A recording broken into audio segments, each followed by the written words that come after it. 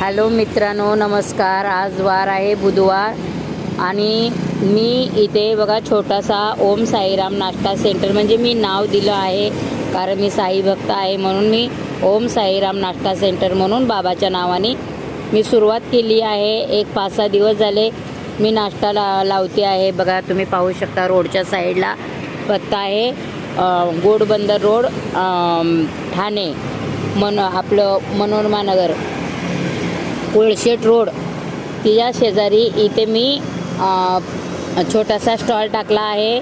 आणि मला 2-4 दिवस झालं खूप त्रास होतो आहे. माझा व्हिडिओ बनवायचा एकच उद्देश आहे, कारण एक भैया आहे, भैया लोकाचा, तो बाहेरचा आणि UPचा, आणि तो रोज त्रास देतो. तो बोलतो तू इथं नाही लावायचं, हा माझा इलाका आहे, हे पूर्ण माझा इलाका आहे, इथं कुणी नाही टाकलं पाहिजे, तू काढलं पाहिजे. म्हणून तो 2-3 आला आणि घेऊन आला होता आणि धमकी देत होता की ते आज नाही काढलीस तर माझ्याहून कोण वाईट नाही, मी त्याला बोलवून आणेन, ह्याला बोलवून आणेन.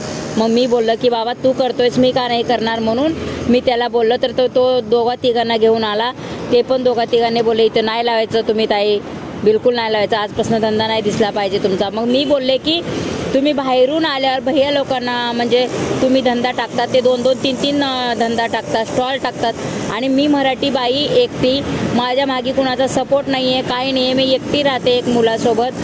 आणि मग मी छोटंसं एवढे पोह्याचा नाश्ता वगैरे ठेवते. मी काय करू शकत नाही कारण पायाने मी प्रॉब्लेम आहे म्हणून.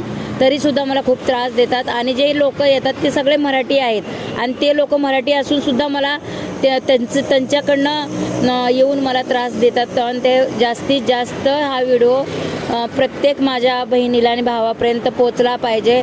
आणि प्लीज मला सपोर्ट करा, सबस्क्राईब करा.